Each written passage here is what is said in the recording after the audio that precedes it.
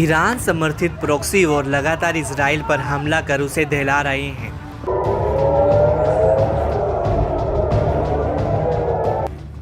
Israel के Lebanon में सैन्य घुसपैठ शुरू होने के बाद से इराक के प्रतिरोध गुट एक्टिव हो गए हैं।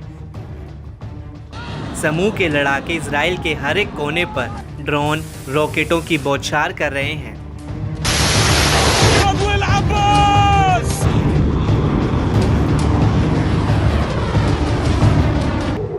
इजराइल को बड़ी चोट पहुंचाने और उसके ऑपरेशन को बाधित करने के मकसद से लड़ाकों की बम वर्षा जारी है।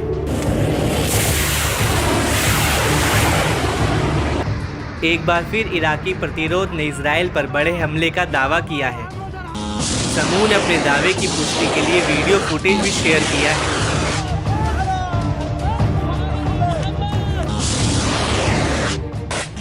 इराक के इस्लामिक प्रतिरोध ने इजराइल के कई इलाकों में अंधाधुंध ड्रोन और मिसाइल हमले कर हड़कंप मचाया है।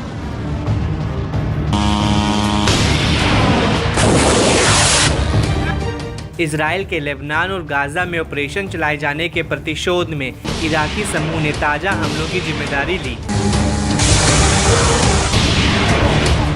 प्रतिरोध ने बताया कि उसने बीते 5 अक्टूबर की सुबह कामिकेज ड्रोन से 3 महत्वपूर्ण इजरायली साइट्स पर हमला किया।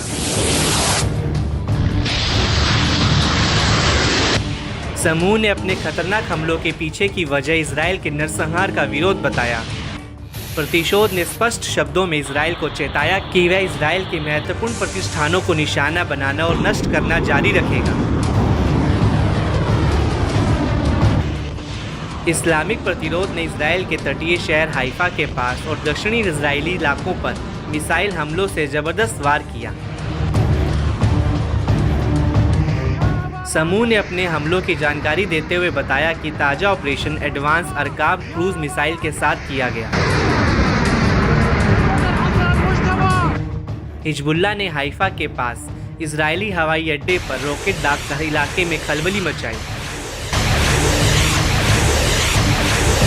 इस बीच इराकी प्रतिरोध समूह के नेता ने इजराइल पर तल्ख लहजे में बड़ी धमकी दे डाली है।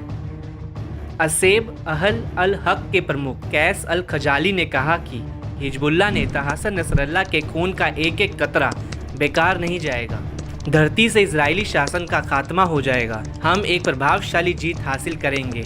हम पूरे इलाके में, खास तौर से इराक में अन्य सभी प्रतिरोध बलों की तरह लेबनान में अपने भाइयों के साथ तब तक एकजुट हैं जब तक कि अंतिम जीत हासिल नहीं हो जाती।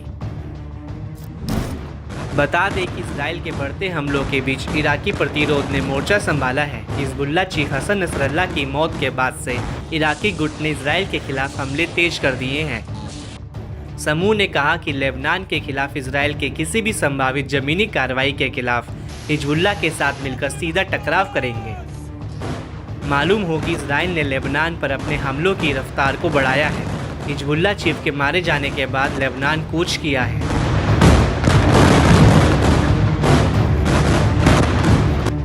वहीं लेबनान के इस्लामिक प्रतिरोध ने कहा कि लड़ाकों ने लेबनानी सीमा से करीब 45 किलोमीटर दूर हाइफा के पास इजरायली रमत डेविड एयरबेस पर फदी-1 रॉकेट दागे।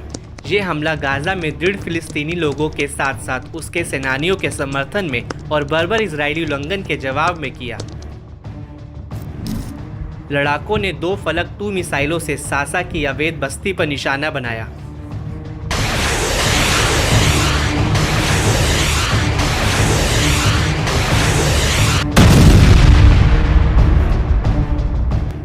अल बैट हाइट्स की ओर से बढ़ रहे एक इजरायली मरकवा टैंक को गाइडेड मिसाइल से उड़ाया। हमले में टैंक में सवार इजरायली बलों के जवान हताहत हुए।